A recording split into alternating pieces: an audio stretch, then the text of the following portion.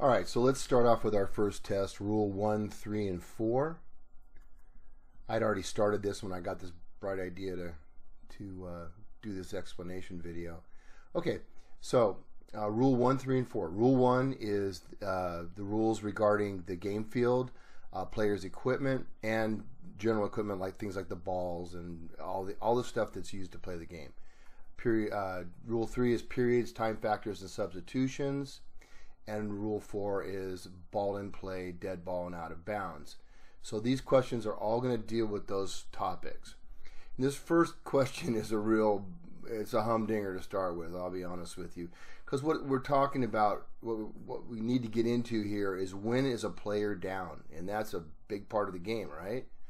All right, so we're going to spend a little time with this one. It's going to, most of these explanations will not be this long, but this one is important. Okay. So the rule reference here is 422A. So let's take a look at let's look at the question first. So we have K attempting a try. That's the kicking team attempting an extra point. We have the place kick holder with his knee on the ground, and he catches a snap and immediately passes the ball to the would-be kicker, who then completes a pass to a receiver in the end zone. And the question is, what is that? What's our ruling on that?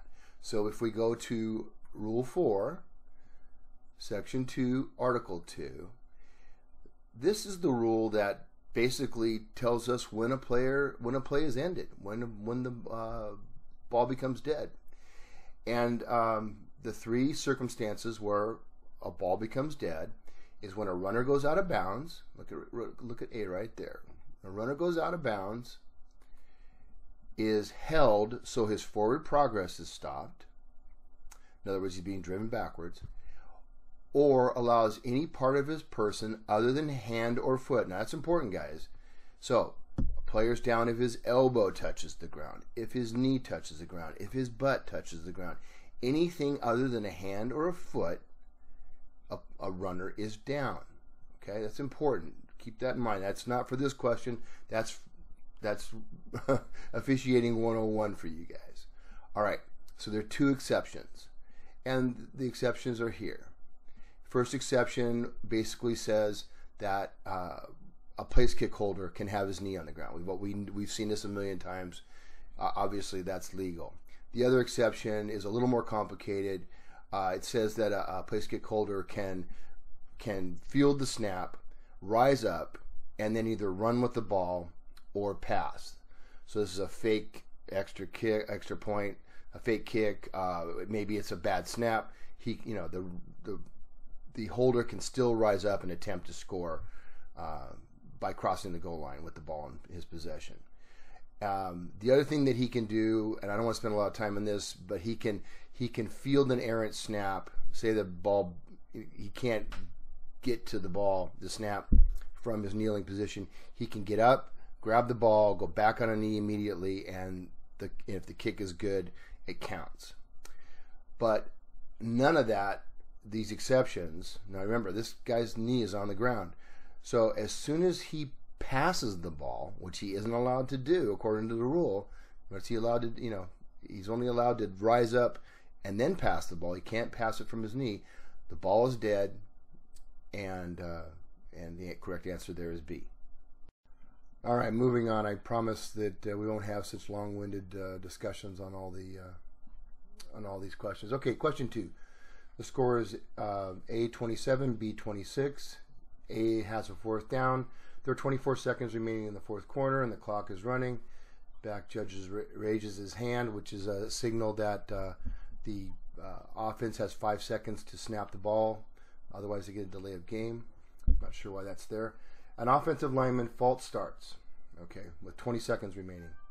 After the penalty is imposed, the referee marks the ball ready for play and starts the clock. Time in the fourth quarter runs out before the offense puts the ball in play. Rule 347. So let's go over here to our rule book.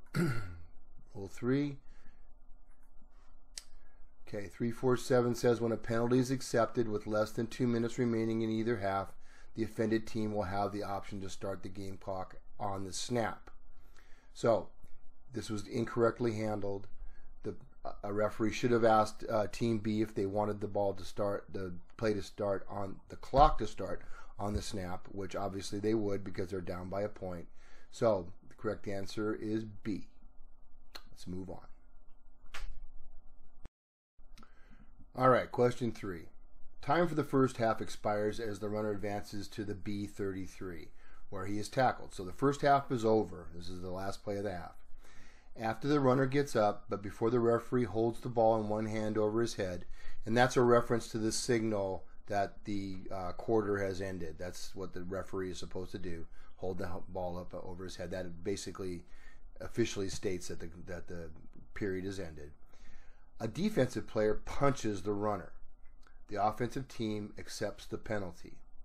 So the question is, how do we enforce this? The half is over. We have a foul that occurs after the ball is dead. How do we enforce that? And we're going to go to 336 to find out. So Rule 3, Section 3, Article 6. If a dead ball foul occurs after time expires for any period, the penalty should be measured from the succeeding spot, unless 825 applies. We're not going to talk about 825. That's the options you have when a foul occurs during a touchdown. So let's just focus on this. The 825 does not apply. So the succeeding spot in this case will be the kickoff of the second half. So basically, we're going to come out, signal personal foul, move the ball either forward or back, depending on who's receiving and kicking at the beginning of the second half, and the player is disqualified for that punch. That's the 943J reference that you see there. That's a disqualification. He's ejected for fighting. All right, question 4. This one's going to take a little bit of time because it covers a big topic. Bear with me. As time for the first period expires, an offensive player holds in his end zone. So an offensive player holding in the end zone, in his own end zone, would be a safety. Okay, we're not going to talk about that right now, but that's a fact. The defense accepts the penalty and scores a safety. The period is extended by an untimed down, and the offensive team kicks off from the 10-yard line, from its 10-yard line as part of the first quarter. So this question is dealing in a very indirect way with when we extend a period for an untimed down. So that is covered under Rule 3, Section 3, Article 3. And let's just take a look at it over here. A period shall be extended for an untimed down if one of the following occurs during a down in which time expires. So we've got, basically that's a fancy way of saying if we have a foul on the last play of a period, then we're going to extend the period if one of these things happens. There was a foul by either team and the penalty is accepted, except for fouls listed in 334B. Now you'll notice that's the rule reference over here. So guess what? This is one of the exceptions, but that's okay. Let's go through the rest of this. There was a double foul. There was an inadvertent whistle, or if a touchdown was scored, then basically this is saying that they're going to allow you to attempt the try before we start the next period. So that's it. So it says if there was a foul by either team and the penalty is accepted, except for fouls listed in 334B. So if we go down to 334B, which is the next right here, there's 334 and there's B. Period shall not be extended for an untimed down if during the last time down of the period one of the following occurs. There was a foul by either team and the penalty is accepted for unsportsmanlike, non-player fouls, fouls that specify a loss of down, fouls that are enforced on the subsequent kickoff, and finally fouls for which enforcement by rule result in a safety. And that's what we have here. So the only part of this question that's false is this last part. The period is extended by an untimed down and the offensive team kicks off from its 10. Now normally a team would kick off from its 20, but with the enforcement of the penalty it would be from the 10. Alright? So this is false just because we're not going to extend the period for an untimed down. Okay, question 5. Early in the third quarter, Team A head coach requests and is granted a timeout for a coach-referee discussion reviewing a decision which may have resulted in a misapplication or misinterpretation of a rule. If the conference results in the referee's rule prevailing and the team was out of timeouts, a delay of game foul is charged to the team.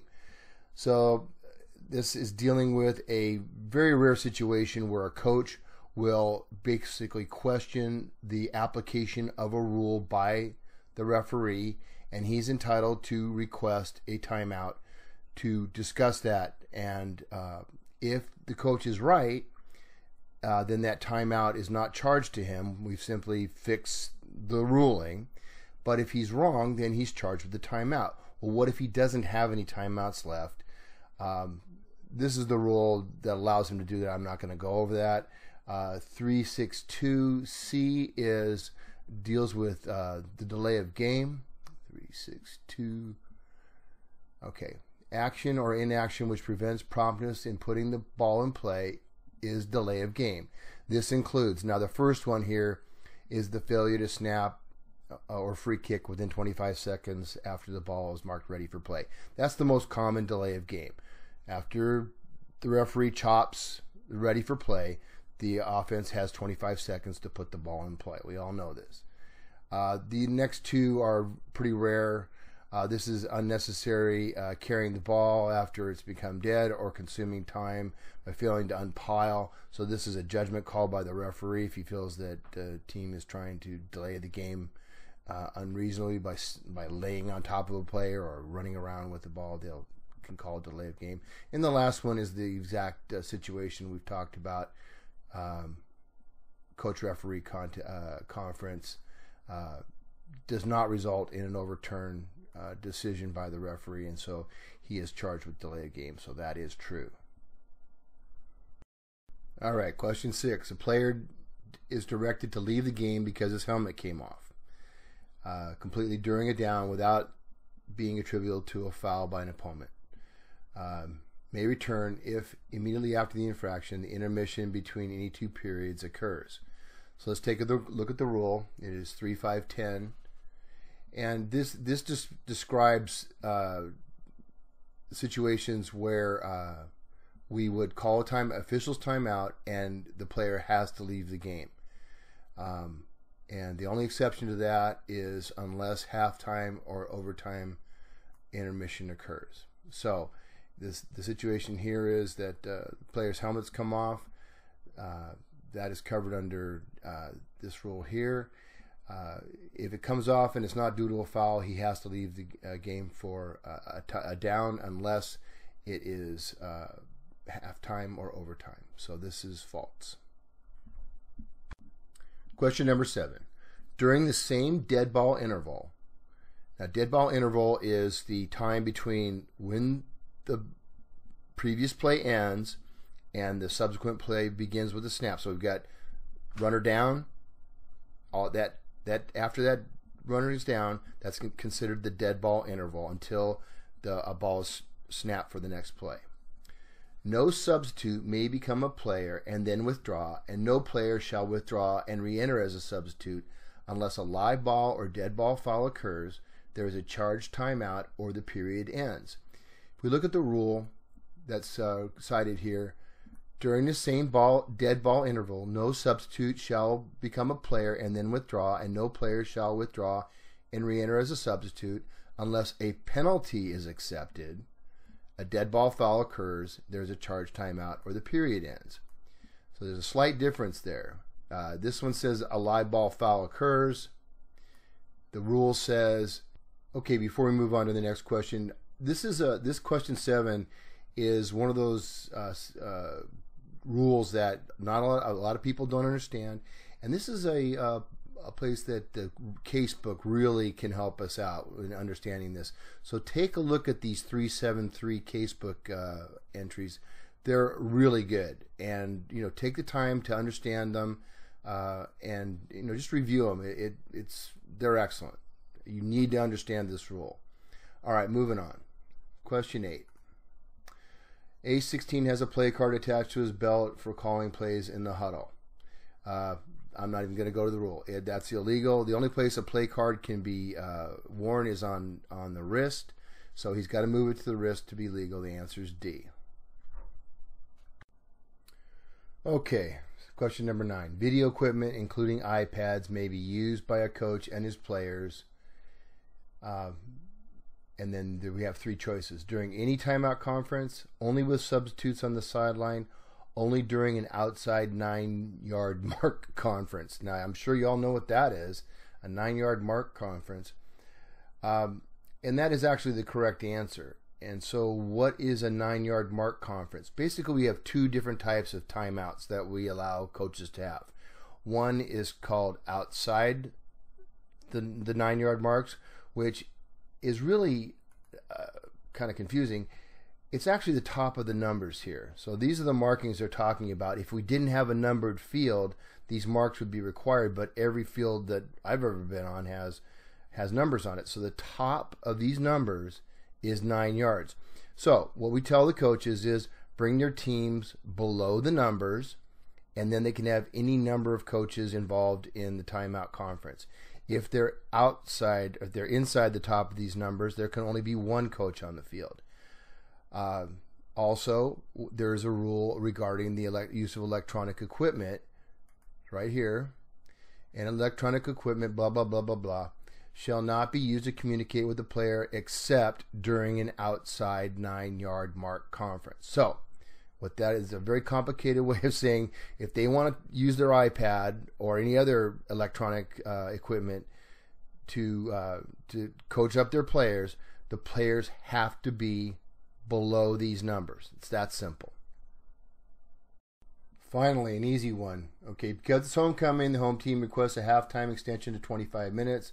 This may be granted if notice is given to the game before the game to both head coaches.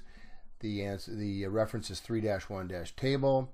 Right here, intermission, 10 to 20 minutes. So we're not going to let them do a 25-minute halftime. It's going to be 20 minutes max with a 3-minute warm-up.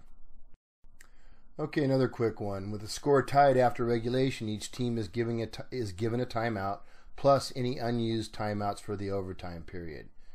3-5-1 says each team is entitled to 3 charged team timeouts during each half. Unused first half timeouts cannot be used in the second half. Remember that. And unused second half timeouts cannot be used in overtime. So that is false. All right, question 12. K, 4th and 5. On the K30, the kicker punts the ball. An official blows an inadvertent whistle while the ball is in flight. When the down is replayed, the clock will start on the... So this is 3-4-2 is where we talk about clock starting on the ready. And you can see that C says because of an inadvertent whistle. So the correct answer is the clock will start on the ready for play. Now, this is a simple question, but this is a very important part of the rule book. I want you guys to take a look at this.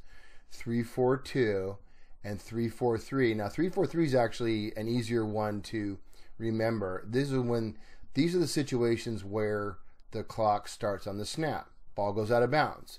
The defense is awarded a new series. In other words, is a change of possession. Either team is awarded a new series following a legal kick. So if we have a kick and either team basically gets a first down, then we have we're going to start on the snap. And I want you to look at these and remember them. These are really important.